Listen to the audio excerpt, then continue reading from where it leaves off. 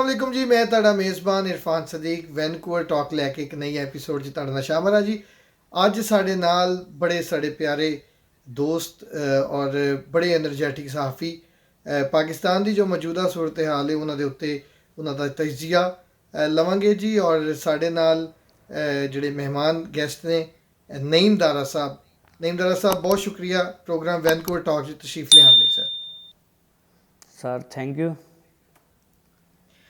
ਅੱਛਾ ਨਈਮ ਭਾਈ, ਇਹ ਦੱਸੋ ਨਈਮ ਸਾਹਿਬ ਕਿ ਜਿਹੜੀ ਪਾਕਿਸਤਾਨ ਦੇ ਵਿੱਚ ਜੋ ਸਿਆਸੀ ਹਲਚਲ ਹੈ ਔਰ ਜਿਹੜੀ ਪੁਕਾਨੇ 'ਚੋਂ ਹਵਾ ਨਿਕਲ ਚੁੱਕੀ ਹੈ, ਪੀਡੀਐਮ ਜਿਹੜੀ ਹੈ ਤਿੱਤਰ ਬਿੱਤਰ ਹੋ ਗਈ ਹੈ। ਉਹ ਕਹਿੰਦੇ ਨੇ ਕਿ ਲਾਈ ਬੇਕਦਰਾਂ ਨਾਲ ਯਾਰੀ ਤੇ ਟੁੱਟ ਗਈ ਤੜਕ ਕਰਕੇ ਸਾਰੇ ਬੇਕਦਰੇ ਲੱਗਦੇ ਨੇ ਇਕੱਠੇ ਹੋ ਗਏ।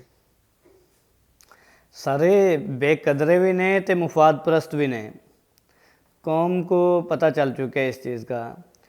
और चूँकि थोड़ा सा पंजाबी का तड़का भी बीच में और आप खूब तड़का लगाते हैं पंजाबी का, तो कभी कभी मेरा भी दिल करता है। तो आपने बिल्कुल बजा फरमाया कि ये बेकदरे हैं और इनको सिर्फ अपने मुफादात अजीज़ थे। जहाँ पर उनका क्लैश हुआ है और जब टकराव हुआ है तो वहीं पर पीडीएम जो है वो तितर बितर हो गई है। टकराव किस जगह पे हुआ है? इनके अपने अपने मफादात हैं। पहले तो अबू बचाओ तहरीक जिस तरह हुकूमती जमात कहती रही है, और ये लोग कहते रहे कि हम महंगाई को कंट्रोल करने के लिए, इसको कम करवाने के लिए हुकूमत के ऊपर प्रेशर बना रहे हैं और अवाम पाकिस्तान के लिए हम निकले हैं। ये सारी चीज़ें तो अब सामने आ गई हैं। जब ये लोग पहले तो सेनेट में आपने देखा एक माह जो खेल तमाशा चलता रहा, वहाँ चेयरमैन सेनेट का इलेक्शन हारने के बाद फिर इन्होंने जो सोचा हुआ था कि चेयरमैन सेनेट भी हमारा होगा, अपोजिशन लीडर भी सेनेट में हमारा होगा, और उसके बाद हम वज़ीर आज़म से एतमाद का वोट लेंगे, वज़ीर आला पंजाब को भी हम रिमूव करेंगे। और वहाँ पर पीपल्स पार्टी ने डिमांड ये की कि वज़ीर आला पंजाब हमें दिया जाए, क्योंकि वो चाहते थे कि पीडीएम में रहते हुए हम अपनी साख को इस हद तक मजबूत कर लें, जब हमारा वज़ीर आला होगा पंजाब में तो हम भरपूर तरीके से काम करेंगे और अपना वोट बैंक जो है उसको दोबारा इन्हेंस करेंगे। लेकिन नून लीग को ये चीज़ें कभी भी गवारा नहीं है। और पीपल्स पार्टी फिर ये नहीं चाहती कि वो मुस्ताफ़ी होकर बाहर असम्बलियों के बैठी हो डी चौक में और वहाँ पर धरना दिए जा रहा हो। ये चीज़ें पीपल्स पार्टी नहीं चाहती। वो कभी भी सिंध हुकूमत की कुर्बानी नहीं देना चाहती। और सेनेट में जितनी उनकी सीटें, सेकंड लार्जेस्ट पार्टी है, और नेशनल असम्बली में भी उनकी सीट्स हैं, तो वो इस सेंस में सोच रही है। और कभी भी वो ऐसा पता नहीं खेलना चाहती जिससे खेल उनके हाथ से निकले। अगर वो मुस्ताफ़ी होते हैं, दोबारा इलेक्शन हो जाते हैं, तो पीपल्स पार्टी के हाथ तो कुछ नहीं आने लगा ना। आप देख लें, ना तो पुख्तूनख्वा से कुछ मिलेगा, ना बलूचिस्तान से, ना पंजाब से। सिंध से मिलेगा हिस्सा, लेकिन वो भी उनका हिस्सा जो इस वक्त मौजूदा सेटअप में मौजूद है इससे भी कम हो सकता है। तो मौलाना फजलुर रहमान, उनके पास तो है ही कुछ नहीं। वो तो एक गुस्सा निकाल रहे हैं अपने भाई के हारने का। मौलाना अब्दुल गफूर हैदरी जो हारे हैं, उनके हारने का वो गुस्सा निकाल रहे हैं और वो कह रहे हैं कि हर हाल में हमें मुस्ताफ़ी होना है। ਅੱਛਾ, ਇੱਕ ਹੋਰ ਚੀਜ਼ ਨਈਮ ਸਾਹਿਬ, ਇੱਕ ਹੋਰ ਚੀਜ਼ ਤੁਹਾਨੂੰ ਮੈਂ ਪੁੱਛਾਂਗਾ ਕਿ ਜਿਹੜੇ ਹਾਲਾਤ ਹੁਣ ਤੁਸੀਂ ਦੇਖੋ ਕਿ ਅਸੀਂ ਪੀਡੀਐਮ ਦੀ ਜੇ ਗੱਲ ਕਰੀਏ ਕਿ ਜਿਸ ਤਰ੍ਹਾਂ ਇਹ ਡਿਗੇ ਨੇ ਔਰ ਜਿਸ ਤਰ੍ਹਾਂ ਇਹ ਦੜਮ ਕਰਕੇ ਡਿਗੇ ਨੇ ਔਰ ਸਾਰਿਆਂ ਨੇ ਆਵਾਜ਼ ਸੁਣੀ ਹੈ ਇਹਨਾਂ ਦੀ, ਤੇ ਜਿਹੜੇ ਮੌਲਾਨਾ ਫਜ਼ਲੁਰ ਰਹਿਮਾਨ ਨੇ ਉਹਨਾਂ ਦੀ ਆਪਣੀ ਪਾਰਟੀ ਦੇ ਵਿੱਚ ਜਿਹੜੇ ਹਾਫਿਜ਼ ਨੇ ਔਰ ਬਾਕੀ ਜਿਹੜੇ ਉਹਨਾਂ ਦੇ ਮੈਂਬਰਾਂ ਨੇ, ਜਿਹੜੀ ਉਹਨਾਂ ਨੇ ਗੱਲਾਂ ਕੀਤੀਆਂ ਨੇ, ਉਹਨਾਂ ਨੂੰ ਬੜੀਆਂ ਅਹਿਮੀਅਤ ਦੀ ਹਾਮਲ ਨੇ ਕਿ ਉਹਨਾਂ ਨੇ ਬੜੀਆਂ ਅਸਲ ਜਿਹੜੇ ਪੁਆਇੰਟ ਚੁੱਕੇ ਨੇ ਕਿ ਮੌਲਾਨਾ ਫਜ਼ਲੁਰ ਰਹਿਮਾਨ ਦੀ ਜਿਹੜੀ ਸਿਆਸਤ ਹੈ, ਜਿਨ੍ਹਾਂ ਦਾ ਅਸੂਲ ਹੈ ਕਿ ਉਹਨਾਂ ਦਾ ਕੋਈ ਅਸੂਲ ਨਹੀਂ ਹੈ, ਤੇ ਉਹ ਤੁਹਾਨੂੰ ਕੀ ਲੱਗਦਾ ਕਿ ਉਹ ਕਿੱਥੇ ਖੜੇ ਨੇ इस वेले? मौलाना हुसैन अहमद की आपने बात की, इनका अपनी पार्टी में बहुत अहम रोल है, माजी में भी रहा है। और इन्होंने खुल के तनकीद भी की थी चंद महीनों पहले मौलाना फजलुर रहमान पे, और इन्होंने कहा था कि आप पार्टी में डिक्टेटर बने हुए हैं। बात करते हैं जमहूरियत की, और लेकिन आप खुद हैं पार्टी में डिक्टेटर। कभी आपने पार्टी इलेक्शन नहीं करवाए, पार्टी एसओपीज़ आप अपने मुताबिक चलाते हैं, जो आप चाहते हैं। जो पार्टी एसओपीज़ बने हुए हैं उनके ऊपर तो आप अमल नहीं करते, उनको रोन देते हैं। उस वक्त भी एक शोर मचा। लेकिन अब जबकि एन उस वक्त जब मौलाना फजलुर रहमान हुकूमती जमात के ऊपर ये तमाम किस्म की ब्लेम गेम कर रहे हैं, उस वक्त इनकी तरफ से कहा गया कि जो फंडिंग हुई है आप पहले उसका तो हिसाब देना, कि आपने कहाँ कहाँ से फंडिंग ली है। मियां नवाज शरीफ से आपकी डील हुई है 5 अरब रुपया, पीपल्स पार्टी ने आपको 35 करोड़ रुपए तक दे दिए पहली किस्त की सूरत में। तो आप लोगों को वर्गलाने के लिए, मदारस से और मासूम लोगों को निकालने के लिए आपने ये जो रकम ली थी, इसमें से कितनी रकम आपने लगाई है और कहाँ कहाँ लगाई जानी थी। तो ये यानी सारी रसीदा चीज़ें भी दियो, सामने आई हैं। रसीदा तो बगैर रसीदा का हिसाब मंगे सर वही गल ना, बिल्कुल रसीदें दें ना आप। वो जिस तरह इमरान खान कहता पर्ची निकालो ना ज़रा और पर्ची दिखाओ हमें, वो सारी चीज़ें हैं। और इसमें सबसे भयानक और ख़तरनाक जो किरदार अदा किया है वो सऊदी सफारत खाना है, जिसने माजी में भी इस तरह के ओछे हथकंडे इस्तेमाल किए हैं। पाकिस्तानी रियासत में आप आए हैं, पाकिस्तानी रियासत और सऊदी अरब के आपस में ताल्लुकात कायम करने के लिए, ट्रेड बढ़ाने के लिए, लोगों के आपस में ताल्लुकात दोनों हुकूमतों के और दोनों अवाम के और फिर दोनों ममालिक की तरक्की के लिए किरदार अदा करने के लिए आप आए हैं। लेकिन आप यहाँ मलेशिया बनाने के लिए आते हैं, आप अपने ग्रुप्स बनाने के लिए आते हैं। अब उन चीज़ों से ज़रा हम निकले हैं तो ये इन्होंने अपने ग्रुप्स क्रिएट करना शुरू कर दिए सियासतदानों में और इनको पैसा लगाना शुरू कर दिया। और मौलाना फजलुर रहमान को ये सबूत अभी आने वाले दिनों में सामने आ जाएंगे और ये बातें हो रही हैं और कहीं ना कहीं से ये चीज़ें निकल रही हैं कि सऊदी सफारत खाना भी कहीं अपना किरदार अदा कर रहा है। और अब हुकूमत जो है इसके ऊपर जैसे ही समझती है तो कुछ ना कुछ एक्शन तो ਜ਼ਰੂਰ ਹੋਗਾ। ਤੁਹਾਡੀ ਗੱਲ ਨੂੰ ਮੈਂ ਅੱਗੇ ਟੋਰਾਂਗਾ, ਤੁਹਾਡੀ ਗੱਲ ਨੂੰ ਹੀ ਮੈਂ ਅੱਗੇ ਲੈ ਕੇ ਚੱਲਾਂਗਾ। ਤੁਸੀਂ ਮੈਨੂੰ ਇਹ ਦੱਸੋ ਕਿ ਇਹ ਜਿਹੜੇ ਸਫਾਰਤਖਾਨੇ ਤੁਸੀਂ ਦੱਸਦੇ ਪਏ ਹੋ, ਜਿਨ੍ਹਾਂ ਦਾ ਜ਼ਿਕਰ ਕਰ ਰਹੇ ਹੋ ਕਿ ਸਾਊਦੀ ਸਫਾਰਤਖਾਨੇ ਦਾ ਵੀ ਉਹਨਾਂ ਨੇ ਫੰਡਿੰਗ ਕੀਤੀ ਹੈ ਔਰ ਇਹ ਬਾਕੀ ਜਿਹੜੇ ਸਿਆਸੀ ਕਈ ਲੋਕ ਨੇ ਇਹ ਆਲਾਕਾਰ ਉਹਦੇ ਬਣਦੇ ਨੇ, ਇਹ ਤੁਹਾਨੂੰ ਕੀ ਲੱਗਦਾ ਹੈ ਜਿਹੜਾ ਇਸ ਵੇਲੇ ਜੋ ਕਿਉਂਕਿ ਨੈਬ ਦੇ ਵਿੱਚ ਮਰੀਮ ਦੀ ਤਲਬੀ ਹੈ ਔਰ ਜਿਸ ਤਰ੍ਹਾਂ ਉਹ ਗੱਲ ਕਰ ਰਹੇ ਨੇ ਕਿ ਜੱਥਾ ਲੈ ਕੇ ਜਾਣਗੇ ਔਰ ਜਨਾਬ ਉੱਥੇ ਵਰਕਰ ਲੈ ਕੇ ਪਹੁੰਚਣਗੇ ਔਰ ਉੱਥੇ ਜੋ ਮਾਹੌਲ 26 ਤਰੀਕ ਨੂੰ ਕਿਹਾ ਜਾ ਰਿਹਾ ਹੈ, ਤੁਸੀਂ ਕੀ ਦੇਖਦੇ ਪਏ ਹੋ ਕਿ ਹਾਲਾਤ ਜਿਹੜੇ ਨੇ ਉਹ किस पासे जा रहे हैं? इरफान साहब, आपने देखा कि माजी करीब में हमारी रियासत किस तरह दहशत गर्द और मसल्ला ग्रोहों के ख़िलाफ़ इन एक्शन नज़र आई और हमने पॉलिसीज़ बनाई और उसके बाद हमने हमारी पाक अफवाज, हमारे कानून नाफज करने वाले इदारे, अवाम पाकिस्तान और हुकूमत ने मिलकर भरपूर अंदाज में इन ग्रोहों के साथ एक्शन लिया और फिर पाकिस्तान में अब अल्लाह पाक का शुक्र है कि अमन कायम हो चुका है। लेकिन इन सारी चीज़ों के साथ साथ हमें यह भी नज़र आता है कि मौलाना फजलुर रहमान एज आ आर्मी चीफ बनकर अपनी मलेशिया से जिस तरह वो ले रहे हैं, गार्ड ऑफ ऑनर ले रहे हैं और फिर वो जो है वो चल रहे हैं, ये चीज़ें अभी रियासत को इन चीज़ों के ऊपर कहीं ना कहीं एक्शन लेना चाहिए। ये चीज़ें जो परवान चढ़ रही हैं इनको रोकना चाहिए।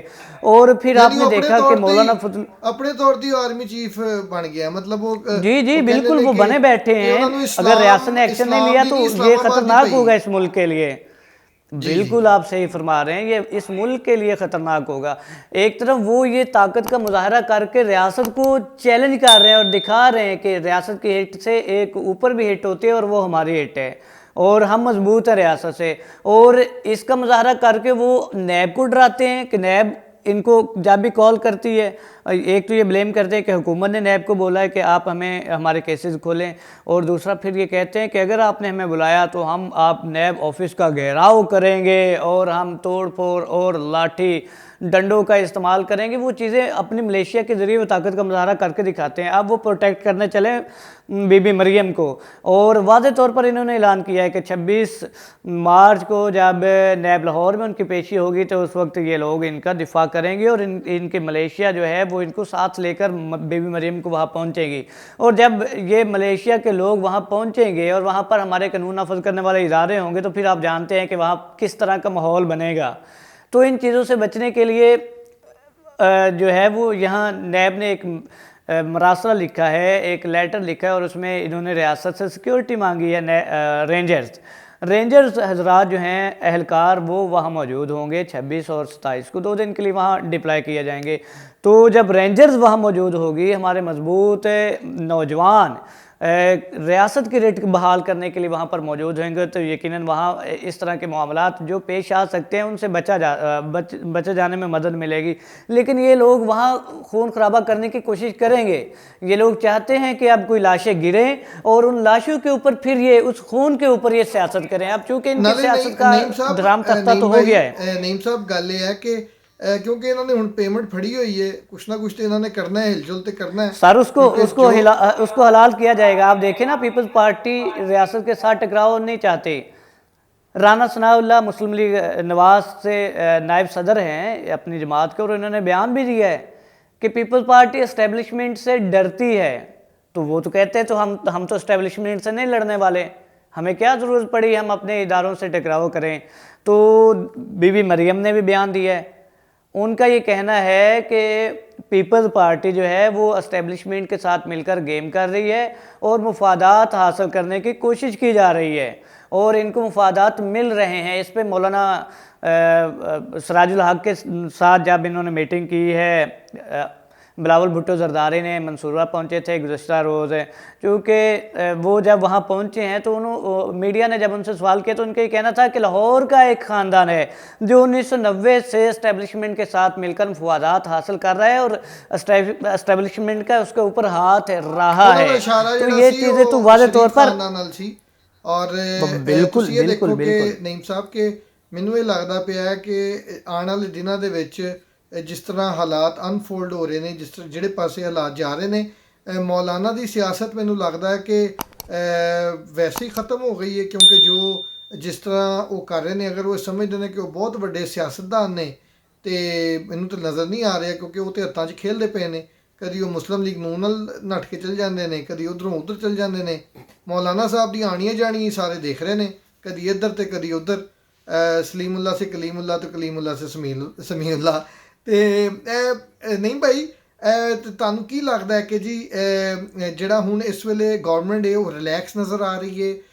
ਗੌਰਮੈਂਟ ਜਿਹੜੀ ਹੈ ਉਹ ਇਸ ਸਾਰੀ ਸੂਰਤ ਹਾਲ ਦੇ ਵਿੱਚ ਤੁਹਾਨੂੰ ਲੱਗਦਾ ਕਿ ਕਾਮ ਨਜ਼ਰ ਆ ਰਹੀ ਹੈ? ਅੱਗੇ ਰੋਜ਼ੇ ਵੀ ਆ ਰਹੇ ਨੇ ਔਰ ਰਮਜ਼ਾਨ ਦੇ ਵਿੱਚ ਜਿਹੜਾ ਮਹਿੰਗਾਈ ਦਾ ਇਸ਼ੂ ਹੈ ਉਹ ਇਸ ਵੇਲੇ ਲੋਕਾਂ ਦੀ ਪ੍ਰਾਇੋਰਟੀ ਜਿਹੜੀ ਹੈ ਉਹ ਸਿਰਫ ਮਹਿੰਗਾਈ ਦੀ ਗੱਲ ਹੁੰਦੀ ਹੈ।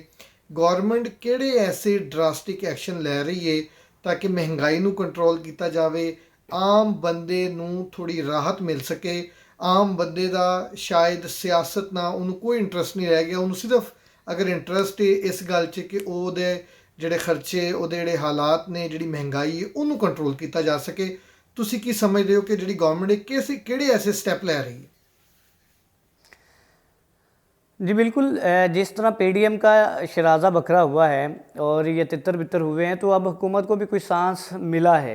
लेकिन अब चूँकि कोरोना की लहर बहुत तेज़ है तो कुछ मुश्किलात आ रही हैं, मार्केट्स बंद करना पड़ रही हैं, हमारे तालीमी इदारे भी बंद हैं, तो आगे रमज़ान आ रहा है। और रमज़ान में एज अ नेशन मैं तो कहूँगा कि ये बदकिस्मती की बात है कि हम लोग मादियत परस्ती की तरफ जाते हैं, जबकि इस्लाम में वाज़े तौर पर हमें ये पैगाम दिया गया है कि आपने अल्लाह पाक की इबादत करना है, लोगों की खुशनुदी हासिल करना है, मुआशरे की बेहतरी के लिए आपने काम करना है।